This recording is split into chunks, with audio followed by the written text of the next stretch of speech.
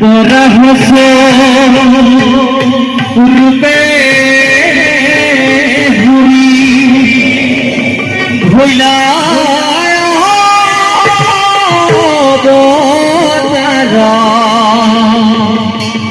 হে মনোবাঞ্ছা উড়িদ করি হে ভক্ত